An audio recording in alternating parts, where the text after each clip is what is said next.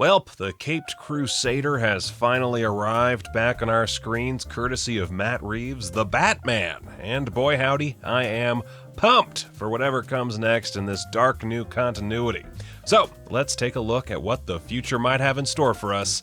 Spoilers ahead, folks. Let's do it.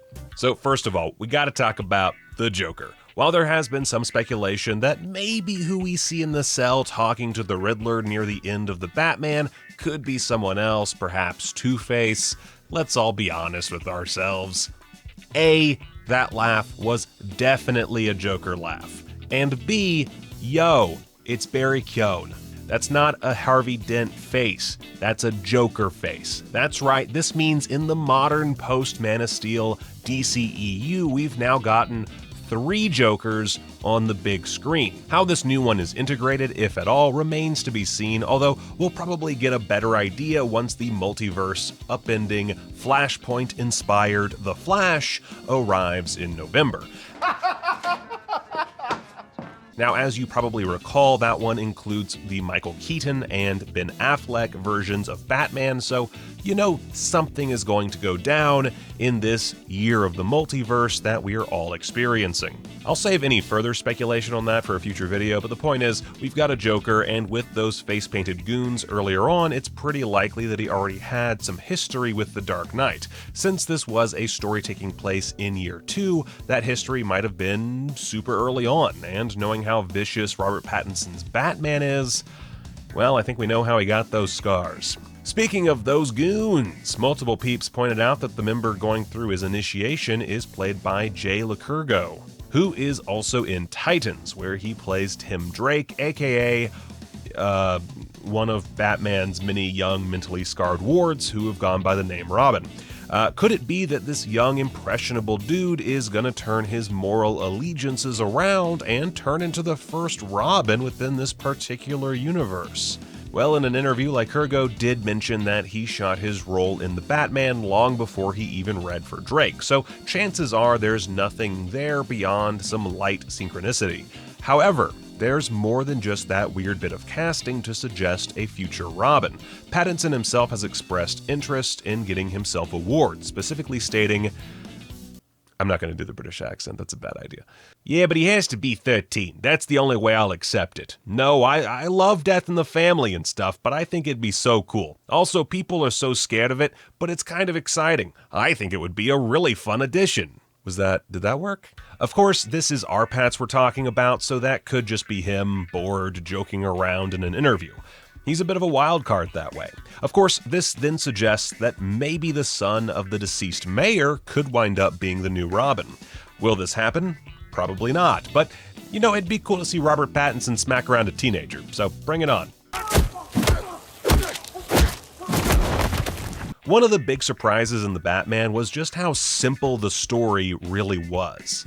We were all expecting something a bit more complicated than just Riddler does incel terrorist stuff and wants to be Batman's BFF. And yet, that's what we got, and it was rad. But the question remains, was there more going on behind the scenes than we were explicitly told? One option, which many fans assumed would be the big twist for this film, is the inclusion of Hush. Not only is there, well, a rather unfortunate connection to the Riddler later on in the Hush storyline, but the word Hush literally shows up in one of his creepy little Adobe Premiere projects shown on the news while he accuses Thomas Wayne of having a reporter killed. That reporter's last name? Elliot. Of course, in the comics, Thomas Elliot is the name of the character going by the Hush moniker. He even attempted to end the lives of his own parents, but notably only managed his father. Could it be the Batman is setting us up for an expansion on that rather major plot point? Well, Matt Reeves has gone on record saying he'd love to do a live-action interpretation of Hush, so it's certainly one of the more plausible options. Another plausible option, and one that would fit right in with the deep threads of conspiracy that would emerge with Hush, is the Court of Owls. Now, think of them as sort of the Illuminati of Gotham, with the Batman taking aim at the dark roots of the city's history and the idea of the Waynes and Arkhams being the corruptible bedrock of Gotham City. There is plenty of precedent to take on the admittedly pretty fantastic opening story of the New 52's Batman. Notably, that arc includes the duality of Batman fighting in the streets while Bruce Wayne attempts to help the city with his money, an idea that is touched on but never fully explored in The Batman, where, of course, our Pat's version of the character has to kind of work his way up to accepting the Bruce Wayne side of his personality. Now, perhaps we'll see him working more alongside Mayor Real, and this will lead to the twist that, gasp, she's actually part of this secret society's evil plans, thereby providing greater conflict for Bruce's newfound positive outlook. There's also the threat to Bruce Wayne's life and the mystery of who exactly shot down his parents, something that might have had a few audience members ready for some Court of Owls business right then and there. And beyond even that, the mix of mystery and horror at the core of the Batman really fits in with the Court of Owls. Heck, I can just imagine Robert Pattinson going cuckoo banana pants down in the Owl's lair, just full-on lighthouse mode, fighting the Talon like he's a freaking seagull. Oh, and speaking of the Talon, who is basically, if we're really simplifying this, the central villains within the Court of Owls, y'all, it'd be so easy to just make Hush a Talon. Like, straight up, just take Lincoln March and let him do a little fusion dance with Thomas Elliot, bada bing bada boom, you got yourself a story. It basically writes itself. Okay, now I'm actually really excited. Hey, Matt Reeves, if you're listening, you're probably not, but if you are, clock's ticking. Let's get on this thing. Okay, I got plenty more speculation to get through, but let's take a moment to point out the confirmed future prospects for this continuity. All of this could still change, but there are shows currently being worked on post-Batman. Considering it's a big success critically and financially, seems like those are pretty good to go. One is the Penguin Spinoff starring and produced by Colin Farrell, who I guess just really likes sweating his butt off under prosthetics, seeing as the Batman ends with the city flooding and a massive power vacuum in the wake of both that and the death of Carmine Falcone. It looks like the stage is set for Penguin's rise to power in, I don't know, like an 8-episode prestige HBO Max series. I'm into that idea. The interrogation scene with Oz, Gordon, and Batman was borderline perfection, and a lot of that is down to Farrell's performance. And the Penguin's high school Spanish teacher or whatever.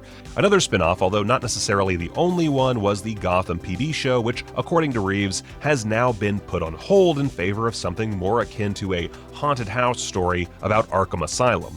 Exactly what that entails is up in the air, but we do know that the original Gotham PD concept would have taken inspiration from Prince of the City, which BT dubs should be talked about more. Movie's sick as hell. Sidney Lumet, I love you. Anyway, it would have focused on a cop in the GCPD whose very soul was in the balance as he contended with the highly corrupt police department as seen in Welp, the Batman. As far as this Arkham show goes, it seems like it'll be a more horror-based approach, but that said, we'll have to wait to find out more. But it's looking like no matter what, we're getting multiple TV series out of this whole deal, which, that's cool with me. Mo Batman, mo payments I can make on my mortgage. Another potential spinoff that hasn't been officially announced, but some fans have been clamoring for, is one centered around Zoe Kravitz's Catwoman, which, she was great in the role, so why not? Reeves has mentioned that there have been talks about the idea, but at the very least, her name-dropping Bludhaven certainly gives us an idea of Selina's future. In the comics, Bludhaven is basically a more urban, crime-ridden city near Gotham, which, not sure why you'd want to go there for refuge, but whatever. I'm not a hot cat lady, so what do I know? We could see Catwoman effectively take the place of Nightwing, who eventually moves there after investigating a series of murders at the behest of Batman. Maybe we'll get a show with Catwoman investigating her own conspiracy in everyone's favorite former whaling town turned smelly cesspool. Anyway, back to that pure unfiltered speculation, we gotta get Harvey Dent, right? Like, the city needs a new DA after Riddler went all Jigsaw and Hector Hammond over there, and the GCPD is more open to aid from Batman, making the story of the new bright-eyed DA assisting Gordon and Bats all the more easy to slide into. The only obvious issue, of course, is that The Dark Knight already did this story, but maybe this could be, less rushed and he could, survive for a sequel and junk. Now, one thing to note in support of Dent showing up, Salvatore Maroni's still out there, as far as we know. With the aforementioned power vacuum, perhaps Maroni will be included in the group of criminals vying for the top spot vacated by Falcone. This could in turn lead to the moment Maroni scars Dent in court and transforms him into Two-Face. Obviously, that level of accuracy isn't integral to the story, but still, the opportunity is there. Or heck, just have the Penguin do it. Oh! Put Harvey Dent in the Penguin show. Boom. There it is. Of course, with Gotham flooded and chaos probably at the forefront of any sequel, it does seem like what we get will probably be an amalgamation of Zero Year, which very heavily influenced the Batman, and the classic No Man's Land story. If that's the case, expect a lot more villains for old Battinson to contend with.